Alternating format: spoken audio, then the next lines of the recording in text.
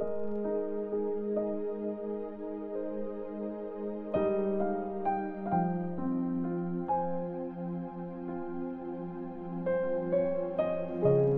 chapter 12. Ang parable ng mga nagre-rent sa ubasan. Nagturo uli si Jesus gamit ang parables.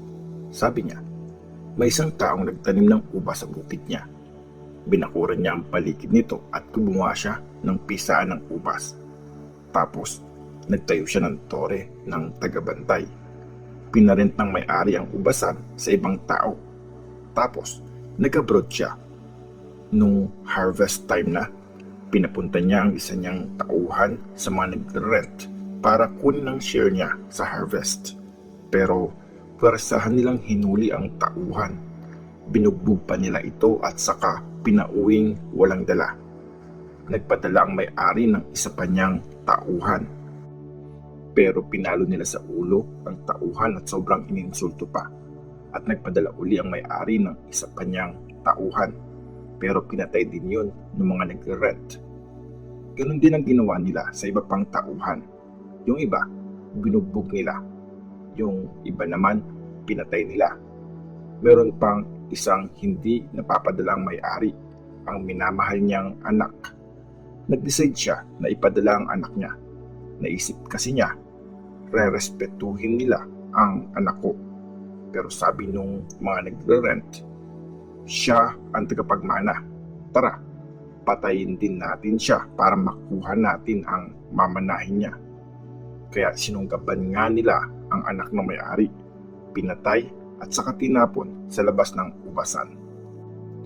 Tanong ni Jesus, sa tingin niyo, ano ang gagawin ng may-ari ng lupa?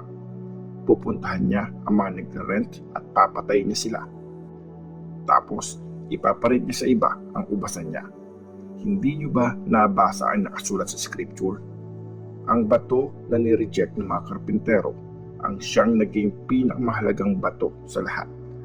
Ginawa yon ng Panginoon. Ang ganda talagang tingnan. Alam ng mga Jewish leader na sila ang tinutukoy ni Jesus sa parable. Kaya gusto nilang ipahuli si Jesus. Pero natatakot sila sa mga tao kaya umalis na lang sila. Tinanong si Jesus tungkol sa pagbabayad ng tax. Nagpadala ang mga kaaway ni Jesus ng ilang mga Pharisees at mga tagasunod ni Herod para hanapan ng mali ang sasabihin niya. Sabi nila, Teacher, alam namin na nagsasabi kayo ng totoo at hindi ka nag-aalala kung anong sasabihin ng iba. Kasi patas ang tingin mo sa lahat. Tinuturo mo sa mga tao kung ano ang kalooban ng Diyos. Sa palagay niyo po, tama ba na magbayad ng tax sa emperor o hindi? Pero alam ni Jesus na nagkukunwari lang sila kaya sinabi niya, bakit niyo ako hinahanapan ng mali? Bigyan niyo ako ng isang silver coin. Binigyan nga siya ng isang silver coin. Sabi ni Jesus sa kanila, kaninong mukha at pangalan ang nandito? Sumagot sila, sa emperor po. Kaya sinabi ni Jesus, ibigay niyo sa emperor ang para sa emperor at ibigay niyo sa Diyos ang para sa Diyos. Pumilib silang lahat sa sinabi niya.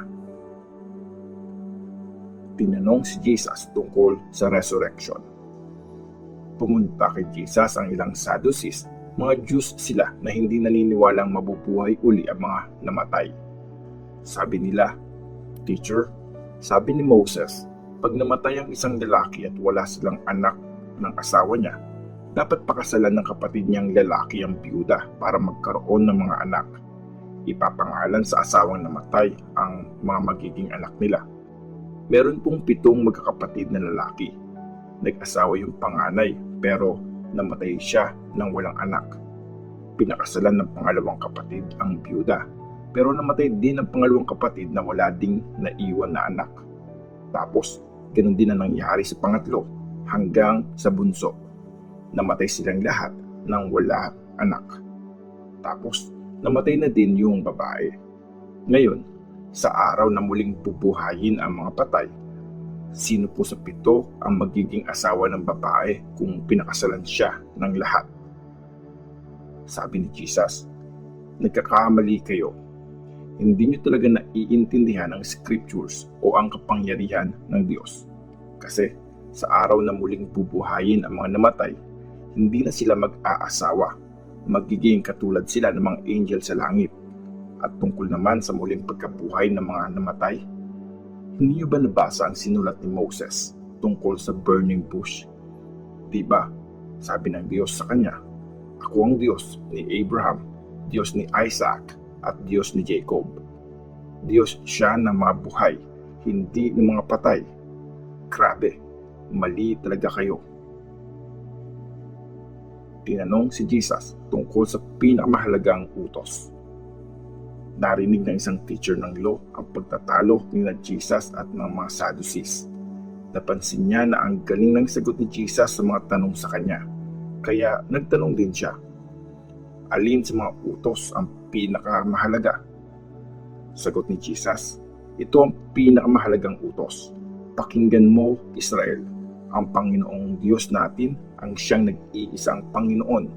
Mahalin mo ang Panginoon mong Diyos ng buong puso mo, buong kaluluwa mo, buong isip mo, at buong lakas mo.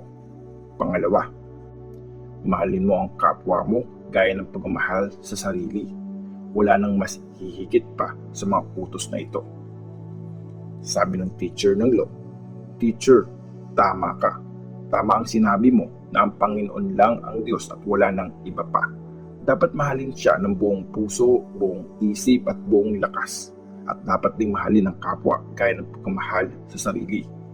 Mas importanteng sundin ang mga utos na ito kesa lahat ng ritual na pwedeng gawin gaya ng mga hayop na sinusunog para i-offer at mga sacrifices.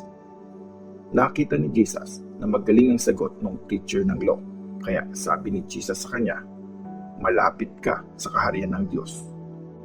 Pagkatapos nun, wala na nagtangkang magtanong kay Jesus ng kahit ano.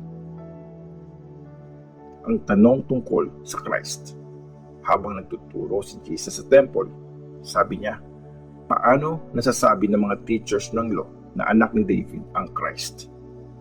Sa tulong ng Holy Spirit, si David mismo nagsabing, sabi ng Panginoon sa aking Panginoon, maupo ka sa kanan ko hanggang mapasuko ko sa iyo totally ang mga kaaway mo.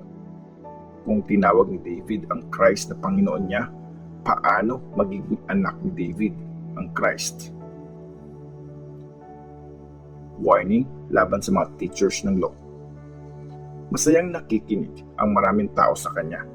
Nagturo pa siya at sabi niya, mag-ingat kayo sa mga teachers ng law na gustong pumaparada, suot ang mga mahabang robes nila. Tuwang-tuwa sila pag pinabati sila ng mga tao sa palengke. Mahilig silang umupo sa mga upuan ng mga VIP sa synagogues at sa mga handaan. Kinugulangan at ninanakawan din nila ang mga byuda.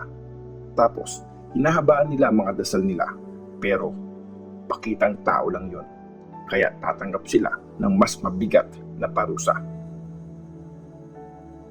Ang offering ng mahirap na byuda. Umupo si Jesus malapit sa lagayan ng offering sa temple. Pinanood niya ang mga taong naglalagay ng mga offering. Maraming mga mayaman ang nagbigay ng malaking halaga. Isang mahirap na byuda ang lumapit at nagbigay ng 2 copper coins.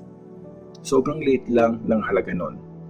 Tinawag ni Jesus ang mga disciples niya at sinabi sa kanila, sinasabi ko sa inyo, mas malaki pa kaysa sa offering ng lahat yung binigay ng byudang yan. Kasi ang offering ng lahat ay galing sa sobra ng kayamanan nila. Pero yung byuda, kahit na mahirap siya, binigay niya ang lahat ng meron siya. Lahat talaga.